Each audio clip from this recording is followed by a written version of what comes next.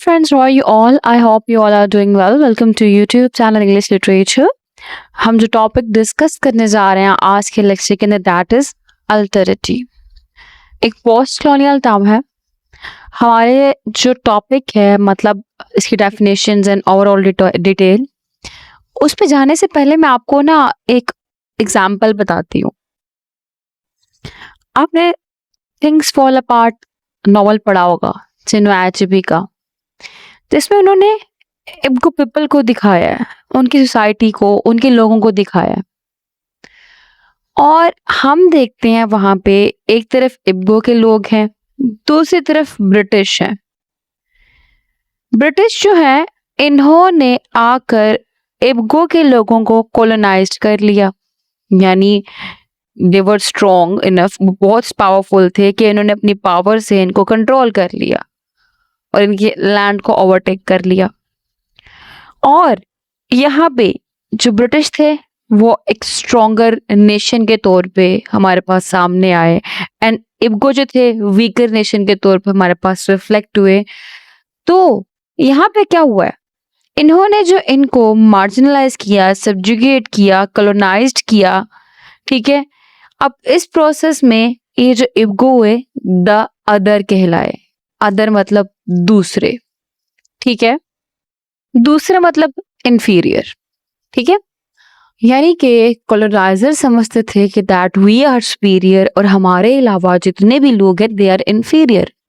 Even के सब continent के जो लोग थे, यानी कि हम लगा लें कि अब पाकिस्तान है और इंडिया है, हम सब जितने भी ब्लैक्स हैं या ब्राउन हैं, कोई भी है, वो सब के सब इंफीरियर है। सुपीरियर है तो सिर्फ और सिर्फ ब्रिटिश कॉलोनाइजर, ठीक है। और जितने भी कॉलोनाइज्ड हैं वो इंफीरियर है। और ये कॉन्सेप्ट जिसमें कहा जाए कि बाकी सब इंफीरियर हैं एंड सिर्फ ब्रिटिश सुपीरियर है, तो जो बाकी सबको इंफीरियर कहा जा रहा है उनको द अदर का वर्ड यूज किया गया उनके लिए, ठीक है। और ऑन द ऑपोजिट साइड जो ब्रिटिश है उनके लिए क्या वर्ड यूज किया जा रहा है, वो है सेल्फ का, ठीक। तो सेल्फ वर्सेस अदर, अभी तो हमने इस कॉन्सेप्ट को डिस्कस किया। अब सेल्फ में हमारे पास कॉलोनाइजर खुद आ गए, अदर में हमारे पास कॉलोनाइज्ड आ गए। अब अदर में जो कॉलोनाइज्ड है, कॉलोनाइज्ड किसे कहते हैं, जिनके ऊपर हुकूमत कायम की गई है, रूलरशिप की गई है, कॉलोनाइज किया गया है, उनको सब्जुगेट मार्जिनलाइज किया गया। एंड सेल्फ मतलब जो कॉलोनाइजर हैं, जिन्होंने हुकूमत कायम की है, जो सब्जुगेट कर रहे हैं, यानी ब्रिटिश, ठीक है। यहाँ पे बात हो रही है अभी। और मैं आपको चिन्हो एचबी की नॉवल की एग्जांपल दे रही थी थिंग्स फॉल अपार्ट की। इसमें हम क्या देखते हैं कि कॉलोनाइजर्स जो हैं वो कॉलोनाइज्ड के कस्टम्स को, रिलीजन को, उनके वे ऑफ लाइफ को स्ट्रेंज और इंफीरियर वे में देखते हैं, अपने से मुकाबला करते हुए, ठीक है। Which justifies their attempt to impose western values and control, ठीक है। तो क्या करते हैं, अपने वेस्टर्न वैल्यूज को इम्पोज करने की कोशिश करते हैं। उस टाइम पीरियड पे हम देखते हैं, उस बुक में देखते हैं। और जो इब्गो कम्युनिटी है यहाँ पे वो अल्टरिटी रिप्रेजेंट कर रही है। क्यों? क्योंकि उनको फंडामेंटली डिफरेंट वे में और मार्जिनलाइज्ड वे में ट्रीट किया जा रहा है बाय कॉलोनाइजर्स। सो अल्टरिटी क्या हुआ, ये एक ऐसा कॉन्सेप्ट हुआ जिसमें अदरनेस की बात की जाती है, ठीक है। कि जो दूसरे लोग हैं रेदर देन ब्रिटिश और कॉलोनाइजर, वो क्या है, एलियन है, डिफरेंट है, आउटसाइड है डोमिनेंट ग्रुप से, डोमिनेंट कल्चरल या सोशल ग्रुप से, वो मार्जिनलाइज्ड है, ठीक है। तो इट इज क्लोजली टाइज्ड टू हाउ कॉलोनाइज्ड और subjugated people are viewed in relation to the colonizers or those in power। और जो टर्म है अल्टरिटी, इसको हम लोग जब बात कर रहे थे होते हैं आइडेंटिटी की, रिप्रेजेंटेशन की, पावर डायनामिक्स की, कि कॉलोनाइजर्स और कॉलोनाइज के दरमियान में क्या रिलेशनशिप चल रहा है, इन सब को डिस्कस कर रहे होते हैं। तो वहां पर जो टर्म है अपने डोमिनेंट रोल प्ले कर रही होती है, colonisers the self and colonised the other.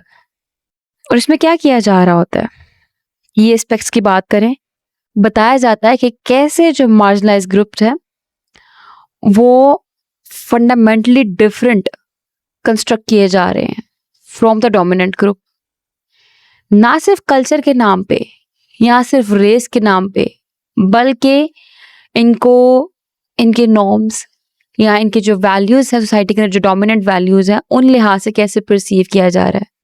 ये जो अदरिंग है, ये अदरिंग का प्रोसेस जस्टिफाई करता है कि colonial dominance, exploitation and exclusion present है। ठीक है, मींस कि जो कॉलोनियल डोमिनेंस है, एक्सप्लॉयटेशंस है एंड एक्सक्लूजन है, these are the fundamental part of alterity और कॉलोनियलिज्म। ठीक है, ये एक अदरिंग का प्रोसेस जस्टिफाई कर रहा है। जैसे यहाँ पे पॉइंट है प्रोसेस ऑफ अदरिंग कैसे बनाया जा रहा है। Alterity is constructed by dominant groups to maintain superiority. The colonized or marginalized race are labeled as different in terms of culture, race और identity. ठीक, तो यहाँ पे डिफरेंस आ गया, अदर वर्सेस सेल्फ का कॉन्सेप्ट आ गया, डोमिनेंस का कॉन्सेप्ट आ गया और उसके बाद एक्सप्लॉयटेशन का कॉन्सेप्ट आ गया। दोनों बाइनरी ओपोजिशन की फॉर्म में चल रहे हैं। बाइनरी ओपोजिशन मतलब एक दूसरे का एंटी ऑपोजिट, जैसे कि दिन है तो रात है, सुबह है तो शाम है, अच्छा है तो बुरा है। ये क्या है? ये बाइनरी ऑपोजिशन है, साथ साथ चल रहे हैं लेकिन ऑपोजिट वे में, मेल फीमेल ऐसे यहाँ पे दिखाया जा रहा है। अदर है तो सेल्फ है, सेल्फ यहाँ पे कौन है जी? कॉलोनाइज्ड है, सॉरी कॉलोनाइजर है, और अदर कौन है? कॉलोनाइज्ड है। सेल्फ क्या है? डोमिनेंस की बात आ रही है, अदर पे मार्जिनलाइजेशन की बात आ रही है। तो इससे हो क्या रहा है? एक तो डिफरेंसेस जो है वो इम्पोज किए जा रहे हैं मार्जिनलाइज ग्रुप के ऊपर, उनको फोर्स किया जा रहा है कि तुम अदर हो, तुमने अदर ही रहना है, you can not be superior, you can not touch the rank of superiority. ठीक है, you can not be equal to the dominant people, to the dominant group, कि आप डोमिनेंट ग्रुप के इक्वल नहीं हो सकते, सुपीरियर रैंक पे नहीं आ सकते, यू आर द अदर, तुम अदर हो।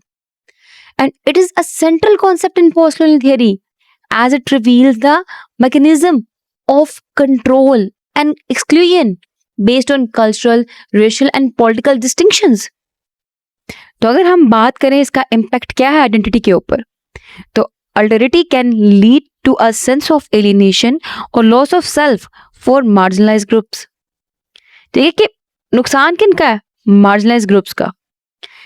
The colonized may struggle with dual identities, being neither fully accepted by their own group nor the colonizers. ठीक, तो ये हमारा पॉइंट था आज का, जिसको हमने डिस्कस कर लिया। आई होप कि आपको ये पॉइंट अच्छे से कवर हो चुका होगा, इसमें कोई कंफ्यूजन नहीं रही होगी कि सिंपल कॉन्सेप्ट इसमें हमने बात की है कि होता क्या है कि हम एक तरफ रखते हैं अदर का कॉन्सेप्ट, दूसरी तरफ सेल्फ। सेल्फ कौन है? यहाँ पे हमारे पास ब्रिटिश है, कॉलोनाइजर है, और अदर हमारे पास कौन है? कॉलोनाइज्ड है।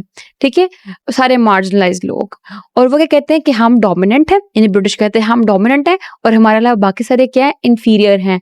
ठीक है, मार्जिनलाइज हैं, और ये कभी भी हमारे इक्वल नहीं आ सकते। किन के इक्वल? ब्रिटिशर्स के इक्वल। और सिंपलेस्ट टर्म्स में मैं बताऊं तो अल्टरिटी का मीन्स क्या हुआ? बीइंग सीन एज डिफरेंट और an outsider by a dominant group. ठीक है, डिफरेंट और an outsider by home? Dominant group. कि डोमिनेंट ग्रुप जो है वो आपको डिफरेंट और आउटसाइडर के वे में ट्रीट करता है, देखता है। ठीक है, तो ये हो गया हमारा टॉपिक। आई होप कि कॉन्सेप्ट आपको क्लियर हो चुका होगा। वीडियो पसंद है, वीडियो को लाइक भी करिएगा, दुआ में खास याद रखिएगा, चैनल को सब्सक्राइब करना मत भूलिएगा। Stay tuned with us, take care.